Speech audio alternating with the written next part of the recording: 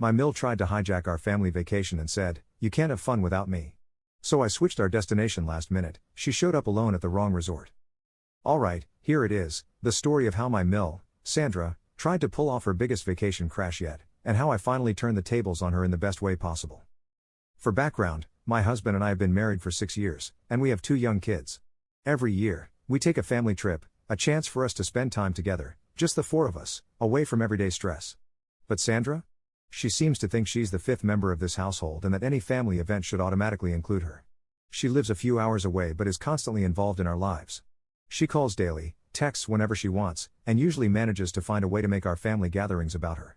In her mind, she is the center of everything, and we're all just extras in her personal show. Now, Sandra has a history of accidentally showing up on our family vacations. The worst part is she never admits to doing it on purpose. She'll say things like, "Oh, what a small world." Or "I was just in the area." As if it's a pure coincidence that she's in the exact same place at the exact same time. She's done this at least 3 times, and I know she finds out our travel plans from her other son, who's not the best at keeping secrets. I can't tell you how many times I've said, "Please don't mention our travel dates to your mom," only to hear her say a week later, "Oh, I heard you're going to California." Or wherever we're headed. This year, we planned a special trip to Mexico. It was a big deal for us, something we'd saved up for all year. We picked a beautiful resort in the Riviera Maya, just outside Playa del Carmen, and even splurged on a private villa with a small pool. I went all out planning this trip. The kids were excited to see the beach, and my husband and I were looking forward to a peaceful break where we could relax, spend time with the kids, and unwind from our hectic jobs. We kept the trip under wraps for as long as we could. My husband didn't mention a word of it to his brother this time, and I didn't tell anyone on my side either. I knew Sandra was fully capable of digging around for any information, so we kept the details tight. But 2 weeks before the trip, I started to feel that familiar pit in my stomach, the feeling that Sandra was up to something. Sure enough, about a week out, my husband got a call from Sandra. The conversation started normal enough, with her asking about the kids and whatnot, but then she slipped in, "Oh, I've been thinking of a little getaway myself. Somewhere sunny. Maybe Mexico." My husband, bless him, tried to laugh it off, but I knew exactly what she was doing. She kept fishing, asking things like, "Where's a good place to stay in Riviera Maya? And what places are you planning to see down there?" She acted all casual, but I could see right through her act. That night, I laid out my suspicions. "She's planning to crash this trip," I told my husband. "I can feel it."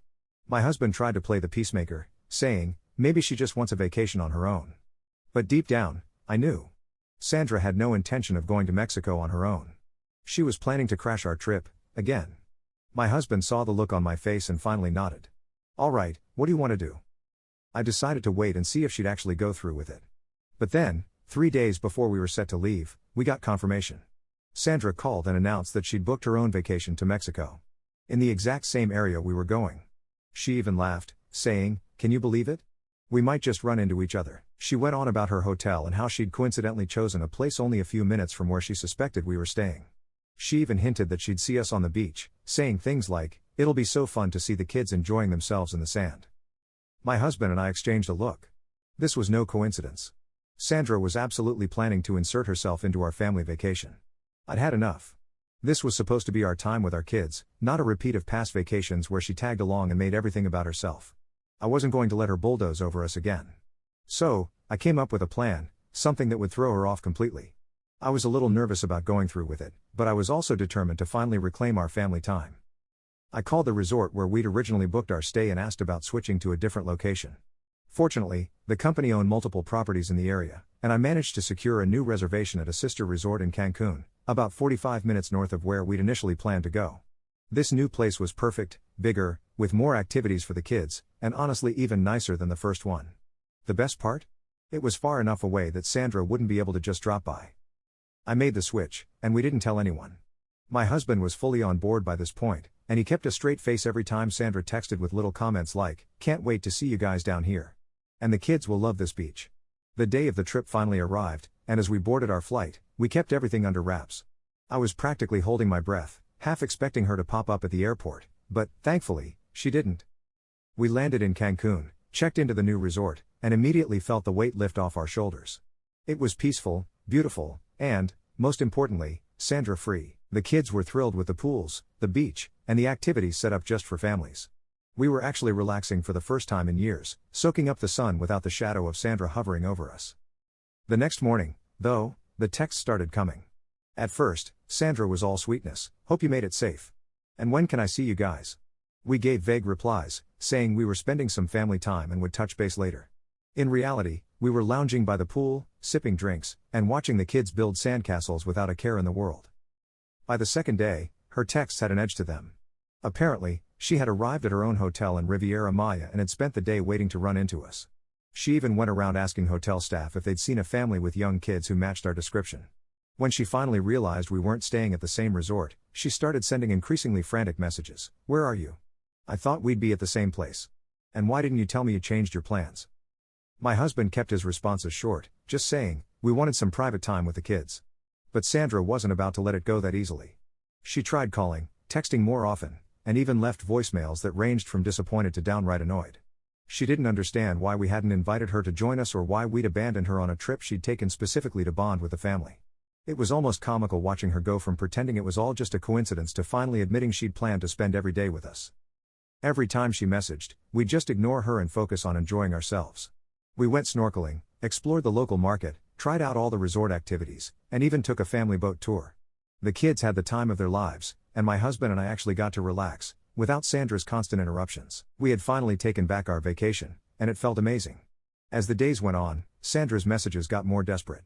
She sent a mix of guilt trips, accusations, and plain whining, like, I'm all alone down here, just waiting to see my family. And I can't believe you're making me feel like an outsider. She even tried to twist it, saying, it would be so easy to just drive up to Cancun. Maybe I'll surprise you. That's when I knew we had to take this one step further to really make our point. The last thing I wanted was her showing up at our resort and ruining what had been a perfect vacation so far. So, I hatched a final, simple plan. The next time she texted, I took the phone from my husband and messaged back, we're actually planning to come down to Playa del Carmen tomorrow for a day trip. We'd love to see you then. Let's meet at noon in the hotel lobby. Sandra replied right away, saying she was thrilled and that she'd wait all day if she had to. My husband chuckled, catching on to what I was doing. We had absolutely no intention of driving down to see her. But I wanted her to feel that sense of anticipation and waste a day waiting for us, just like she'd wasted countless moments of ours with her selfish behavior. The next day, we went about our plans as usual. We spent the morning at the beach, had lunch by the pool, and then headed out to see a local attraction with the kids. I felt a strange satisfaction picturing Sandra, sitting there in the hotel lobby, eyes glued to the door, just waiting. Around 1 p.m., she sent a text, I'm here. Let me know when you're close.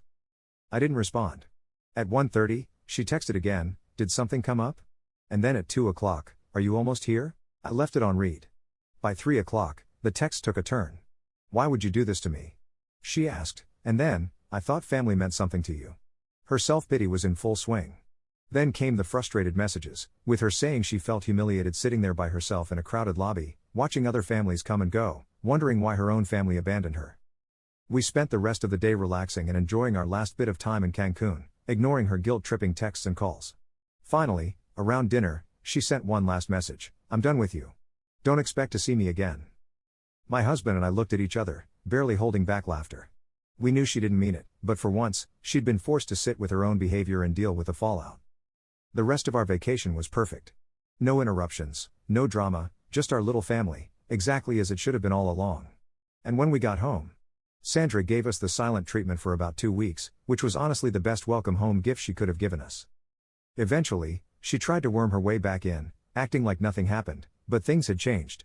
My husband started setting firmer boundaries, and for the first time, Sandra actually respected them. Most of the time. She never tried to crash our vacations again, and our family trips became peaceful, like they always should have been. In the end, the revenge was simple, she got exactly what she gave. A taste of her own medicine. And for once, she had to sit in the lobby, alone, waiting for a family who never showed.